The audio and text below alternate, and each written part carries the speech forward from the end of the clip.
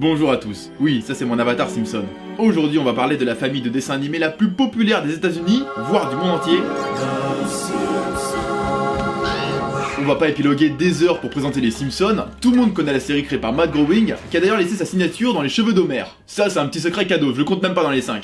Commençons par parler du générique. Tous les épisodes commencent par ce que l'on appelle le gag du canapé où la famille se réunit devant la télé. À chaque épisode, ce gag est différent, et en plus de servir à faire des clins d'œil plutôt cool, les scénaristes s'en servent surtout pour ajuster la durée finale de l'épisode. Car oui, à la télé on est beaucoup moins libre qu'au cinéma. Si la Fox demande un épisode de 20 minutes, c'est 20 minutes, c'est pas 20 minutes et 15 secondes ou 19:45. Donc une fois que l'épisode est terminé, les créateurs s'attaquent ensuite au gag du canapé qui va faire tampon, qui va servir à ajuster précisément la durée de l'épisode. Voilà pourquoi certains gags du canapé durent parfois quelques secondes et pour d'autres plus d'1 minute.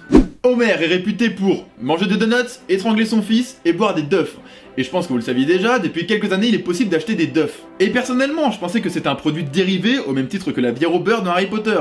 Mais pas du tout. Ce sont plusieurs entreprises qui ont voulu capitaliser sur le succès mondial des Simpsons en commercialisant des bières Duff. Matt Groening, le créateur, n'avait pas breveté le nom Duff et n'a donc pas pu empêcher ces entreprises de commercialiser et d'en vendre. Lui qui ne voulait surtout pas que son dessin animé chaleureux devienne une incitation à boire de la bière. Quoi qu'il en soit, les créateurs des Simpsons ne sont absolument pas à l'origine de cette initiative et ne gagnent strictement rien. Je vais même ajouter qu'ils sont victimes de cette commercialisation car cela altère la qualité des épisodes. Par exemple en France, la loi E20 interdit de faire de la publicité pour de l'alcool. Et que depuis cette commercialisation, la loi considère que les Simpsons font du placement de produits, certes involontaire, mais illégal. C'est pour cela que lorsque vous regardez à la télévision un épisode des Simpsons, malheureusement les bières sont floutées et certaines blagues qui y sont liées sont censurées. Nous parlerons maintenant d'un sujet d'actualité avant la reprise de la prochaine saison des Simpsons, Apu.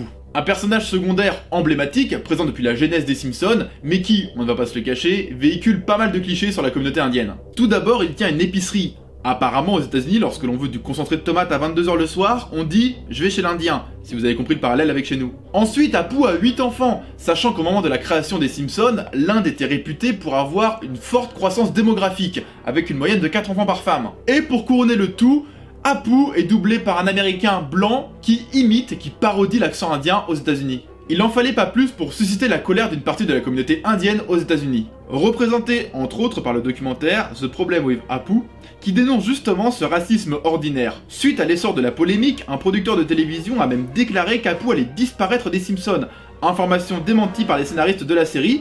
Mais ce qui est intéressant, c'est de voir que pendant plusieurs jours, beaucoup de médias qu'on peut qualifier de sérieux ont relayé l'information sans même la vérifier. Donc non, Apu ne va pas disparaître des Simpsons, mais oui, il va sûrement évoluer. Nous parlerons maintenant du végétarisme de Lisa. Pour ceux qui suivent la série des Simpsons, vous avez dû vous rendre compte que Lisa ne mangeait pas de viande et que cela faisait suite à l'épisode 5 de la saison 7, où Lisa refuse de manger de la viande et se sent rejetée par sa famille et ses amis qui ne comprennent pas ses convictions. Heureusement, elle trouve réconfort auprès de Apu, qui est végétalien, et auprès de Paul McCartney, l'ancien membre des Beatles, ainsi que de sa femme, Linda McCartney, qui sont, on va dire, des icônes du végétarisme aux États-Unis. Pour cet épisode, c'est bien entendu Linda et Paul McCartney qui se sont doublés eux-mêmes. Ils étaient d'ailleurs très motivés à l'idée de faire un gros coup de pub au végétarisme, surtout dans les années 90 où être végétarien c'était encore plus marginal que l'être aujourd'hui. En tout cas, le couple a imposé une seule condition à leur participation à cet épisode, que Lisa reste végétarienne jusqu'à la fin du show. Ce qui a été très facilement accepté par les créateurs, étant donné que Matt Groening est lui-même végétarien et que l'un des plus grands scénaristes de la série, qui est maintenant décédé, Sam Simon, était végétalien. Dans le dernier secret, nous parlerons de la couleur jaune des Simpsons. Le premier argument mis en avant par Matt Groening est qu'en utilisant la couleur jaune, cela permettrait au public d'identifier très rapidement la série et ainsi d'essayer d'enrayer la manie du zapping. Pour le coup, on ne peut pas vraiment lui donner tort tellement la série est un succès. Certains avancent d'autres justifications en disant qu'à l'époque la couleur jaune était la moins chère, ce que je ne crois pas vraiment, mais j'ai également trouvé un autre argument plus esthétique qui pourrait justifier la couleur jaune des Simpsons. La couleur jaune permettrait de ne pas faire de séparation sur les visages des 3 enfants comme ils sont tous les 3 blonds, et que visuellement cela différencie encore davantage ce dessin animé des autres présents sur la télé. Cette chronique est terminée, j'aurais pu également vous dire que Bart était doublé par une femme, que ce soit en VF ou en VO, ou encore... J'ai oublié le secret. Ah oui, ou encore que Krusty avait été imaginé pendant un moment pour être l'identité secrète de Homer. Mais ensuite les scénaristes ont totalement abandonné cette piste.